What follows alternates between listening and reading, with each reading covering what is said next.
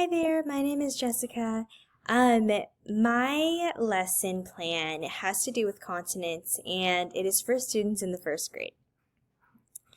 The main objective that the inquiry-based lesson sought to answer was that students will be able to name and identify the 7 basic continents in the world. The process of inquiry that I observed in the lesson was that it asked the question of, well, what I would have done to make it an inquiry-based lesson was to ask the question of, what do we know about continents in the world? And this is what I would ask my first graders. And for first graders, a lot of them might not know. But we can break the question down further and say, well, what do you know about the parts of the world on a map? And so I would show them the map and kind of just show them briefly, like, oh, this is this continent, this is that continent, just briefly. And then it has the first part of the teaching, the instruction, explicit instruction that says, which is to display the world map, like I had mentioned. So the original lesson planner, what they did was they divided it into a few sections, and the first one was the explicit instruction where you display the world map.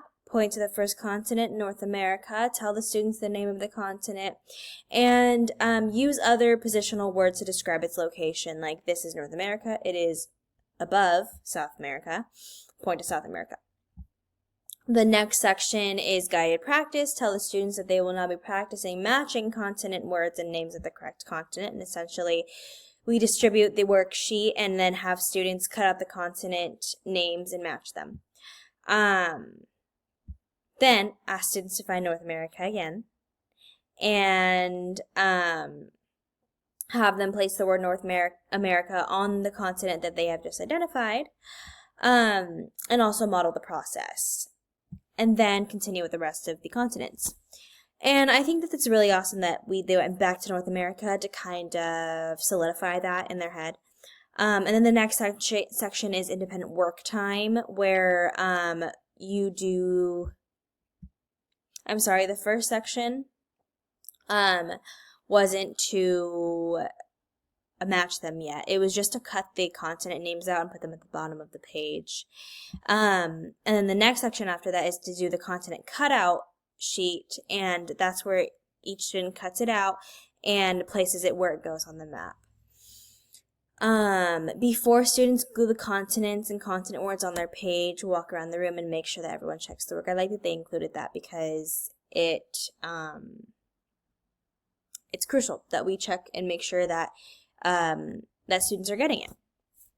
So then it goes on to some related books and media, and then the differentiation. There's enrichment and support for struggling students, and then an assessment, and a fun closing game. And then it gives us a song too, which is really fun. But so one resource that I found to be very helpful was what I just mentioned. It was the song that it generated, or that they created, and it's called Continent Chorus, and it's to the tune of Twinkle Twinkle Little Star, it tells you, and it gives you the lyrics, and I thought this was a wonderful resource. And then also gave us some cool books too that I think are really cool that they put that out for us. And then lastly, another thing that I thought was really awesome was that it gave us a breakdown of like how long each section was created to be. Obviously, you can adjust according to your classroom and your adjustment on the lesson, and then some challenges that I encountered during the analysis of the inquiry. So I really think it's helpful when the lesson plans provide the standard, just because it creates one less step. But I do think that it's cool because I can kind of go back and use the plan to different standards. But that wasn't really a challenge. It was just something that I noticed was lacking. And then students are to work individually during this, although what I would do, depending on how my students are doing with social studies, is have them group up based off of students who are high and students who are low, based off of data that I already have. I think that would be a good idea, have students work in groups. And then because collaboration can influence the delivery of the lesson in a way that if students are just working individually, they can learn more from each other when they're working together in a lesson like this. But some new information that I gained through this inquiry-based approach was that asking that question, it helped me think about things that I needed to include in the lesson too. So asking the question of, what do you know about the world already? What do you know about the parts of the world? What do you know about continents? It gives me a guideline of where I need to go next. And I think that's so helpful for me and for the students to kind of get an understanding of what we're going to be learning about. But I do think that it serves as a really awesome guideline for me. And then also,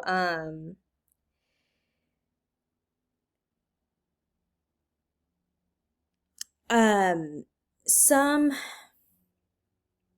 critical thinking and problem solving skills that I utilized during the inquiry analysis was, like I mentioned before, having to find that standard in just online, but also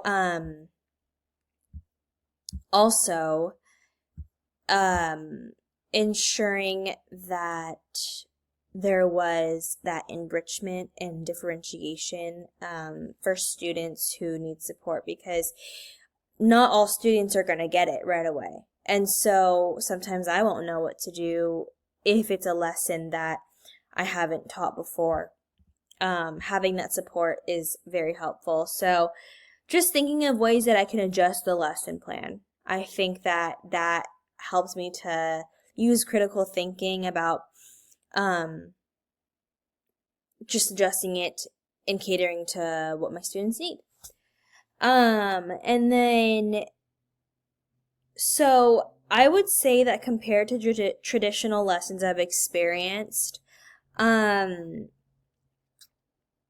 this one is pretty cool because I am able to have my students have a say in the lesson, if that makes sense. Make it a collaborative lesson rather than one that I'm just explicitly teaching, which is an effective approach, but I think that when we include the student, and it makes them more hands-on and makes them more engaged in their learning, which is very important.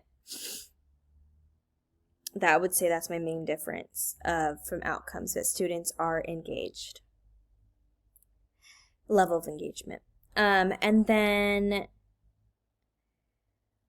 reflecting on the connections between inquiry-based lesson and real-life applications on scenarios. The skills and knowledge I gained can be useful in obstructing new lessons and beyond the classroom, because I really do think it's important for students to collaborate with me. And one way I want to do this is at the beginning of the year, I'm I want our first couple of weeks to be dedicated to setting those expectations, but I want it to be in a way where students feel more comfortable. So, I thought of a fun way of, instead of calling them expectations, I'm going to call them classroom values.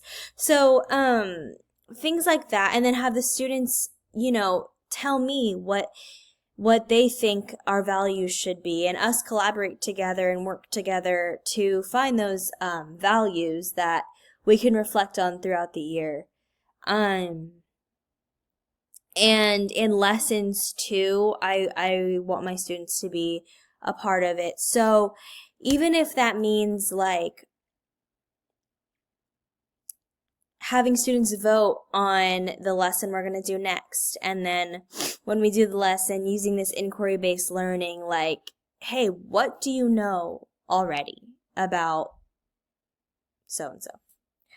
And then lastly, overall, I found the most valuable thing I found about this inquiry-based lesson is honestly that using inquiry-based lessons really does act like a guideline for the rest of your lesson. You could have your whole lesson planned out, and then once you start rolling with the questions, students are going to answer, and it could take a turn. And your lesson could change in a good way, but it could change. And so I think that it's so important to, yes, have your lesson plan planned out, but then use your students' engagement as a tool to guide your lesson, and make it successful. And this can impact my approach to lesson planning in the future by continuously having my students collaborate with me if they can. So thank you. Thank you for this lesson, and thank you for this assignment. It was great.